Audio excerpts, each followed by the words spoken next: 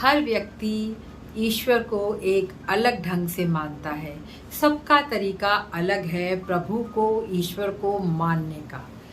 कुछ दिन पहले किसी से मेरी चर्चा हुई। उन्होंने बताया कि मैं प्रभु के आगे बैठ के कभी भी अपनी दुख या तकलीफ बताता नहीं हूँ। मैं केवल मंत्रों का उच्चारण करता हूँ, पूजा पाठ करता हूँ।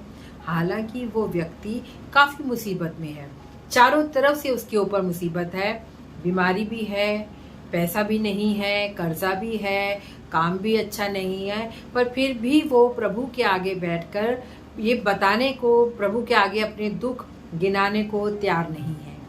या फिर वो कहिए उनका ये ढंग है कि इस तरह से वो पूजा पाठ करते हैं कि प्रभु के आगे बैठ के अपनी दुख तकलीफ नहीं बताना चाहते।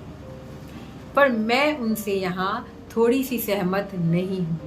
कहते हैं ना, जब तक बच्चा रोता नहीं है माँ भी दूध नहीं पिलाती है। तो अगर आप अपने दुख तकलीफ प्रभु के आगे जाके बताएंगे नहीं तो वो कैसे उनको ठीक करेंगे। मैं मानती हूँ कि प्रभु को तो सब पता है, और ये भी ठीक है कि यहाँ जो भी भोग रहे हैं अपने कर्मों का ही लेखा जोखा है।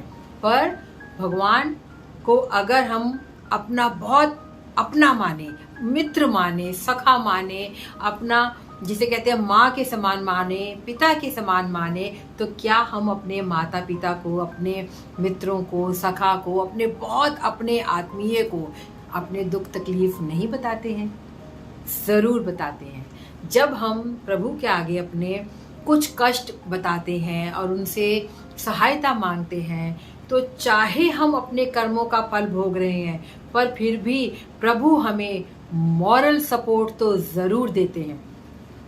प्रभु की तरफ से हमारे को इतनी शक्ति तो अवश्य मिलती है कि हम उन दुखों को कैसे टैकल करना है, उन मुसीबतों से कैसे पार पाना है, और किस तरह से अपने जीवन में, चाहे जीवन निराशा में घिरा है, फिर भी उसको, निराशाओं को छोड़ते हुए कैसे हमको आगे बढ़ना है, बड़ी हिम्मत के साथ, बड़े कॉन्फिडेंस के साथ, बड़े आत्मविश्वास के साथ जो भी मुसीबतें आ रही हैं उनको कैसे पार करना है, ये सारी शक्ति हमें प्रभु ही देते हैं।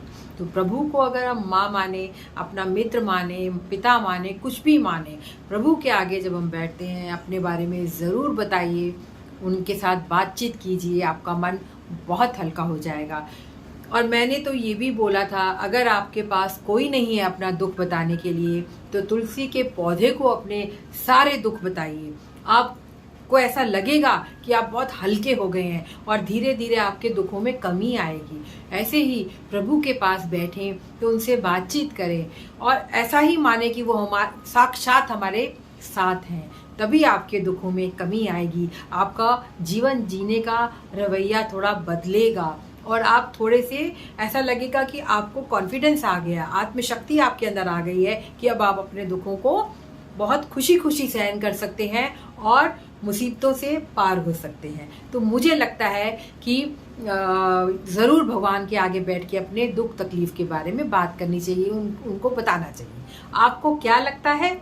आप मुझे ज़रूर कमेंट करके बताइए, आप कैसा अनुभव करते हैं? क्या आप मेरे विचारों से सहमत हैं या आप कुछ अलग विचार रखते हैं? अपने विचारों के बारे में कमेंट करके ज़रूर बताइए।